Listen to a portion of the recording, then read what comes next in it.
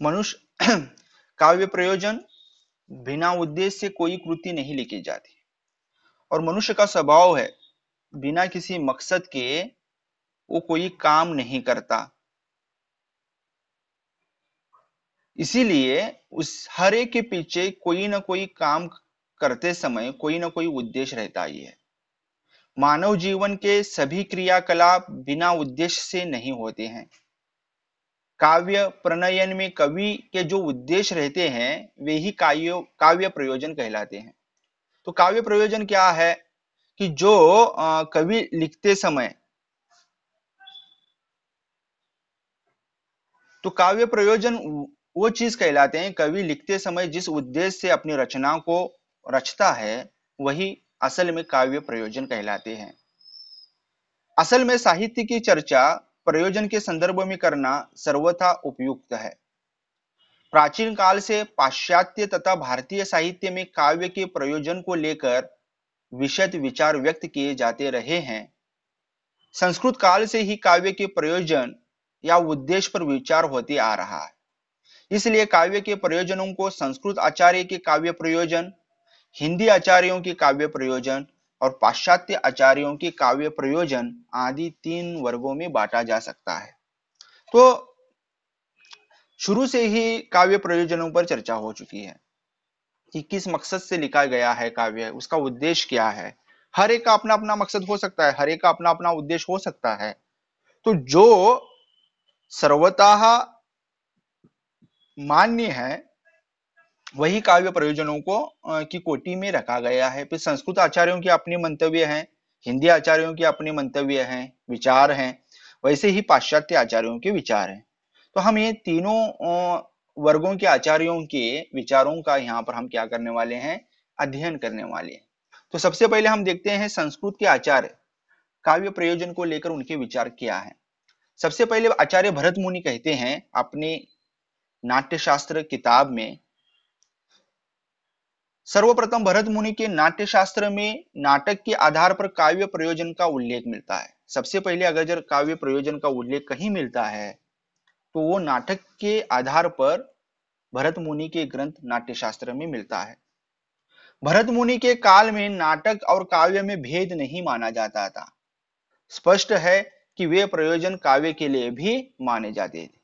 भले ही उन्होंने नाटक को लेकर यह बात कही गई है, लेकिन भरत मुनि के समय में नाटक और काव्य को अलग अलग नहीं माना जाता था, दोनों को एक ही माना जाता था। तो इसी कारण नाटक के जो प्रयोजन उन्होंने दिए हैं वही काव्य के भी प्रयोजन माने जाते हैं। उन्होंने लोकहित साधन को महत्व दिया है। वह अपने ग्रंथ में लिखते हैं, धर्म्य यशस्य मायुष्य हित बुद्धि विवधर्णम लोकोपदेश जन नाट्यमेतन भविष्यति। तो यहाँ पर उन्होंने 3-4 बातों को महत्वपूर्ण माना है। वो कहते हैं धर्म उनके अनुसार, यश, आयु, हितोपदेश, जनहित आदि नाट्य के प्रयोजन है।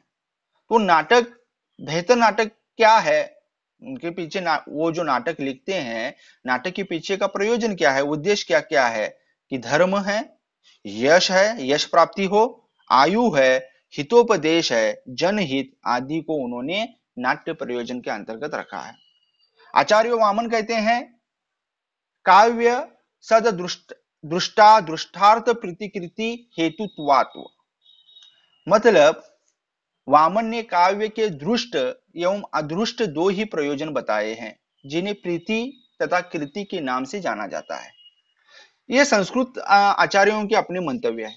जब हम इसका विश्लेषण हिंदी में करने जाएंगे तब उन्होंने जो कहा है धन अर्थ काम मोक्ष, ये मनुष्य के 4 प्रयोजन रहते हैं जीवन के, उसको आधार बनाकर इन्होंने अपने विचारों को स्पष्ट किया है। भामह कहते हैं,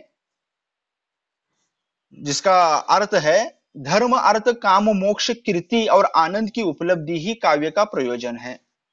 तो उन्होंने धर्म अर्थ काम मोक्ष के साथ साथ कीर्ति, कीर्ति मतलब यशगान और आनंद की उपलब्धि को क्या किया है, काव्य का प्रयोजन माना है। साथ ही कलाओं में कुशलता, कृति और प्रीति भी इसके प्रयोजन है। आचार्य मम्मट काव्य के प्रयोजन बताते हुए पूर्ववर्ती आचार्यों का अनुसरण करते हैं। साथ ही अपनी मौलिकता का भी परिचय उन्होंने दिया है। आचार्य मम्मट ने अपने ग्रंथ काव्य प्रकाश में 6 प्रयोजनों को विशद किया है। वो कहते हैं प्रयोजन, यश प्राप्ति, अर्थ प्राप्ति, व्यवहार ज्ञान, अनिष्ट निवारण, अलौकिक आनंदाभूति और कांता सम्मति उपदेश आदि है। और मम्मट के द्वारा ये दिए गए जो काव्य प्रयोजन हैं वही सर्वमान्य किए गए हैं। सब लोगों ने वही बातें कही थी, इन्होंने इसे विस्तृत रूप में स्पष्ट करने का प्रयोग किया है। और इन्हीं प्रयोजनों की संक्षिप्त में चर्चा हम यहाँ पर करते हैं। तो काव्य का सबसे पहला प्रयोजन जो है वो है यश प्राप्ति। कि जो इंसान, कोई भी इंसान जब रचना लिखता है या कोई काम करता है तो उसके पीछे यही उद्देश्य रहता है कि वो कामयाब हो जाए, उसे यश प्राप्त हो जाए। तो यश प्राप्ति क्या है, काव्य का पहला प्रयोजन माना जाता है। अधिकांश कवियों की रचनाएं यश कामना से लिखी जाती है। यश कवि की महत्वपूर्ण कामना है। जैसे कि आजकल आप लोग पढ़ाई करते हैं, बहुत सारे लोग पढ़ाई करते हैं, पढ़ाई करने के पीछे का मकसद क्या रहता है कि वो अच्छे अंक प्राप्त कर सके, मतलब यशस्वी हो जाए, यश संपादन करे, यही मकसद रहता है। तो सबसे पहला जो है वो मकसद जो है, उद्देश्य जो है वो यश प्राप्ति का ही रहता है। तो अधिकांश रचनाएं जो कवि रचते हैं उनके पीछे का मकसद भी क्या महत्वपूर्ण रहती है, यश कामना, यश संपादन करना। मिल्टन भी यह स्वीकार करते हैं कि यश मानव की अंतिम और उदात्त कामना है। ये उदात्त और अंतिम कामना है, ऐसा मिल्टन कहते हैं। महाकवि कालिदास कवि कर्म जीवन में यश प्राप्ति की आकांक्षा रखता है, ऐसा माना जाता है। भर्तृहरि के मतानुसार कवि का भौतिक शरीर नष्ट हो जाता है किंतु जरा मरण से रहित यश शरीर अमर रहता है। तो इनका कहने का तात्पर्य क्या है कि भले ही यश जो है, ये यश हमेशा के लिए अबाधित रहता है, संचित रहता है। मनुष्य का शरीर नष्ट हो सकता है लेकिन उसने जो कीर्ति स्थापित की है, उसने जो यश प्राप्त किया है, उसका बोलबाला हमेशा हमेशा के लिए रहता है। और भले ही वो मर जाए लेकिन अपने कार्य के यश गान के अनुसार वो हमेशा जिंदा रहता है, ऐसा भर्तृहरि मानते हैं। स्वपक्ष स्वपक्ष और परपक्ष आदि यश प्रयोजन के महत्वपूर्ण 2 पक्ष हो सकते हैं। भवभूति और भास आदि कवियों ने काव्य रचना करने अपने यश का विस्तार किया है। रीतिकाल के कवियों ने काव्य की सृष्टि का प्रयोजन अपने आश्रयदाताओं का गुणगान करना माना था। तो यह यश का गुणगान करना ही कवि का क्या है, या यश की प्राप्ति करना। अभी अगर जब हम रीतिकाल का साहित्य पढ़ेंगे तो वहां के रचनाकारों ने क्या किया है कि अपने आश्रयदाताओं का यशगान ही किया है, उनकी कृति का गान ही किया है। कुछ लोग क्या करते हैं, उनका उसके पीछे का मकसद अर्थ प्राप्ति होगा जो आने वाला काव्य प्रयोजन है। तो सबसे पहला जो महत्वपूर्ण है वो है यश प्राप्ति, यश संपादन करना, कोई भी इंसान। फिर चाहे अगर जब हम चर्चा करते हैं, हम क्यों पढ़ रहे हैं, चलो अच्छे अंक हासिल करने के लिए। अच्छे अंक हासिल क्यों करने हैं, जीवन में कुछ बनने के लिए। जीवन में कुछ बनेंगे तो क्या हासिल होगा, अर्थ प्राप्ति होगी, सुख संपन्नता जीवन में आएगी। तो ये जो मनुष्य का जो कर्म है उसके पीछे का जो मकसद, हमेशा कोई ना कोई चीज हर किसी मकसद से जुड़ी हुई है। मकसद से अलग कोई चीज हो ही नहीं सकती। मतलब हर चीज जो हम करते हैं उसके पीछे कोई ना कोई उद्देश्य होता है। और साहित्य की रचना करते समय कवि के मन में जो उद्देश्य रहते हैं वही प्रयोजन कहलाते हैं। तो उसमें से सबसे पहला प्रयोजन जिसकी अभी हमने चर्चा की वो है यश। दूसरा प्रयोजन है अर्थ, अर्थ प्राप्ति करना। आधुनिक काल में ही नहीं, प्राचीन काल में भी यह एक प्रधान प्रयोजन रहा है। लगभग सभी संस्कृत तथा हिंदी आचार्यों ने अर्थ को महत्वपूर्ण स्थान दिया है, क्योंकि बिना अर्थ के जीवन में कोई महत्व है ये नहीं। हमने अभी देखा कि कोरोना काल में जब हम देख रहे थे कि बाहर कोरोना का क्या महामारी फैली हुई थी, जान जाने का खतरा था, लेकिन ऐसे लोग थे जो आर्थिक तंगी के कारण, अर्थ की कमतरता के कारण ऐसी महामारी में जाकर काम कर रहे थे। और जब उनको पूछा जाता क्यों ऐसा कर रहे हैं, तो कहते थे, उनमें से बहुत सारे लोगों ने ये भी कहा कि महामारी से तो हम बाद में मरेंगे, पहले भूखे मर जाएंगे। तो जीवन में अर्थ की हमेशा जरूरत रहती ही है, फिर चाहे वो पुरातन काल हो, प्राचीन काल हो या आधुनिक काल हो, हमेशा अर्थ प्रदान रहा है जीवन में। मनुष्य के जीवन में अर्थ प्रदान रहा है। इसीलिए सभी संस्कृत तथा हिंदी आचार्यों ने अर्थ को महत्वपूर्ण स्थान दिया है। भूखे भजन, हमारे यहाँ पर एक कहावत भी है, भूखे भजन न होए गोपाला, कि भूखे पेट से भजन भी नहीं होता। तो पेट अगर भरा हुआ होगा तो भी क्या हो सकता है, भजन हो सकता है, क्योंकि भूखे पेट से तो कोई काम नहीं हो सकता। ये हमारे यहाँ पर क्या है, ये उक्ति जो है ये इसी संदर्भ में लागू पड़ती है। कवि इससे कैसे बच सकता है? रीतिकाल के कवि अपनी रचनाओं के द्वारा आश्रयदाताओं की प्रशंसा करते थे और धन प्राप्त करते थे। हमने देखा है कि एक एक अशर्फियां बिहारी को दी जाती थी, और बिहारी राजा जयचंद के वहां पर गए भी थे कि आश्रय पाने के लिए। जितने भी रीतिकालीन कवि हैं वो अपने अपने आश्रयदाताओं का गुणगान ही कर रहे थे। उनके पीछे मकसद क्या था? उनके पीछे मकसद सिर्फ और सिर्फ धन प्राप्ति करना, अपनी जीविका, अपना उदर निर्वाह करना ही था। तो उसी कारण से उन्होंने वो रचनाएं लिखी हैं। रीतिकाल में अर्थ प्राप्त करना काव्य का प्रमुख प्रयोजन, मुख्य प्रयोजन था। तो अगर जब हम रीतिकाल को पढ़ेंगे तो उसमें देखेंगे कि उसमें सामाजिकता न के बराबर है, श्रृंगारिकता ज्यादा है। श्रृंगारिकता क्यों ज्यादा है? तो जब हम उसका विश्लेषण करने लगेंगे तब हमें पता चलेगा कि उस काल के राजाओं को सुरा और सुंदरी ही पसंद थी। तो राजाओं को जो पसंद है वही कवि उस समय लिखते थे। क्यों लिखते थे?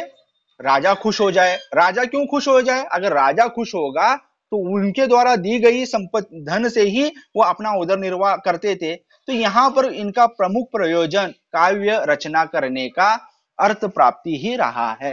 इसी कारण जब हम भक्ति काल के बाद में सीधे रीति काल में आते हैं तो रीति काल के काव्य प्रयोजन बदले हुए नजर आते हैं। वो बदले हुए प्रयोजन इसका ही प्रतीक है कि उस काल के रचनाकार धन की कामना के लिए अपने आश्रयदाताओं की प्रशंसा करते थे। आज भी किसी राजनीतिक दल प्रचार अपने काव्य द्वारा करता है। आज भी किसी राजनीतिक दल प्रचार अपने काव्य द्वारा करता है। अफसोस की बात यह है कि अर्थ के बंधन में बंध साहित्यकार स्वतंत्र काव्य की रचना नहीं कर सकता है। तो यहाँ पर जब अर्थ की कामना को लेकर कोई साहित्यकार या रचनाकार कोई रचता है तो उसकी सोच सीमित हो जाती है, वो बंधन में जकड़ा हुआ रहता है। इसीलिए वो सर्वश्रेष्ठ स्वतंत्र होकर लिख नहीं पाता। अगर जो समझ लो मुझे किसी ने कोई काम दिया है और उसका मुआवजा दे रहा है और कह रहा है कि मेरे बारे में लिखो, तो ये मेरा काम बन जाता है कि मैं सिर्फ उसी के बारे में लिखूं, भी चाहे वो गलत हो या सही हो, क्योंकि मैं बंधन में बंध चुका हूं। तो इस काल के ज्यादातर कवि ऐसे बंधन में बंधे हुए थे, वो स्वतंत्र नहीं थी। आत्मा का हनन करके लिखा हुआ साहित्य मन को समाधान दे नहीं सकता। कालजयी रचना बनना असंभव ही होगा। तो जब हम आत्मा को मारकर कोई काम करते हैं तो उसमें वो आनंद की प्राप्ति नहीं हो सकती।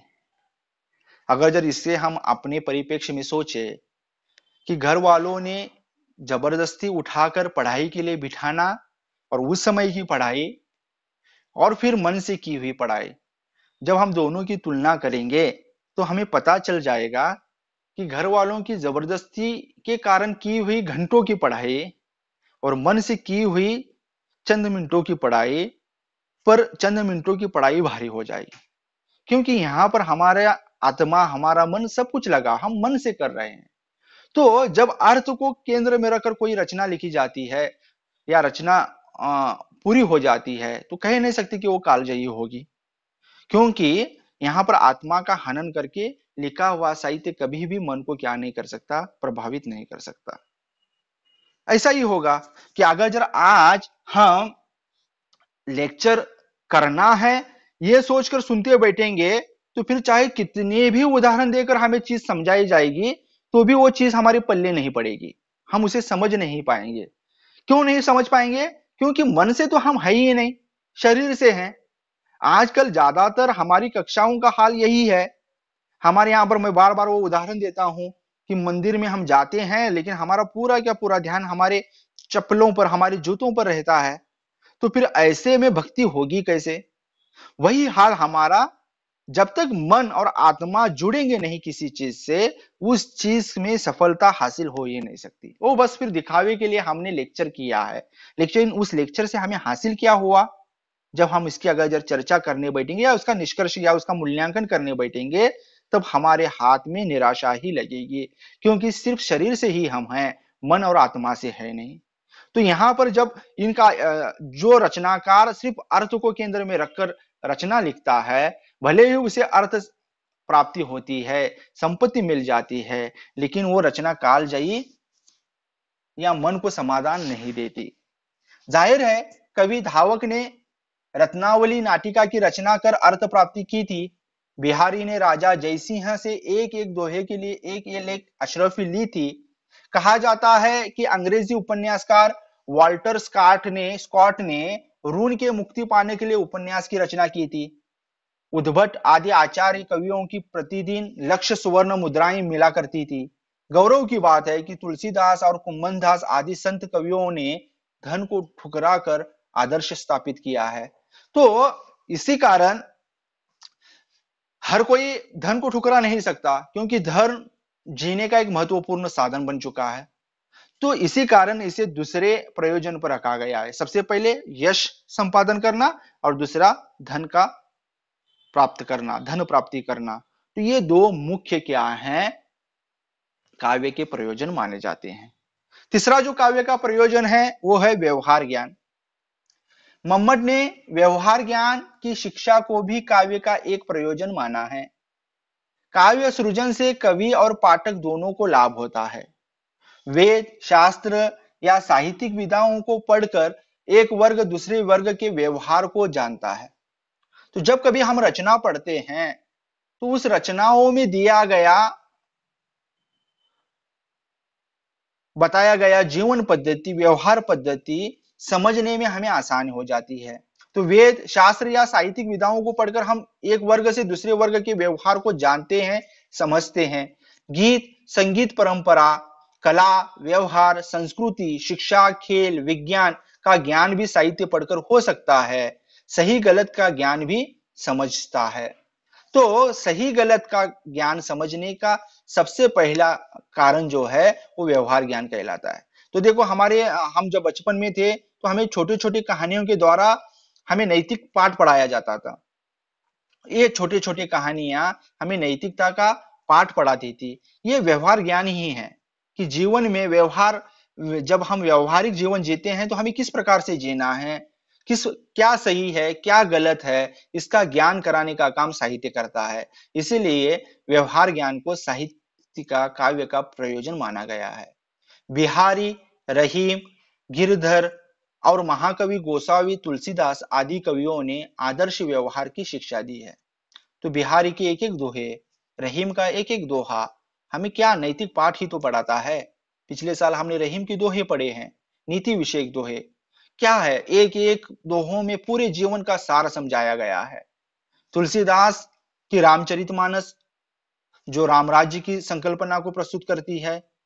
ये जो कवि हैं, इन कवियों ने व्यवहार ज्ञान की, अपने साहित्य के माध्यम से व्यवहार ज्ञान की ही शिक्षा दी है। अगर इनके साहित्य को हम पढ़ेंगे, इसका आकलन करेंगे, समझेंगे, तो जीवन में किस प्रकार से रहना है इसका एहसास हमें हो जाएगा। तो आज हम देखा हमने साहित्य के प्रयोजन के अंतर्गत सबसे पहले यश प्राप्ति, यश को प्राप्त करना हर कवि का प्रथम उद्देश्य रहता है। दूसरा प्रयोजन है धन प्राप्ति और तीसरा प्रयोजन है व्यवहार ज्ञान। ये काव्य के प्रमुख 3 काव्य प्रयोजन माने जाते हैं।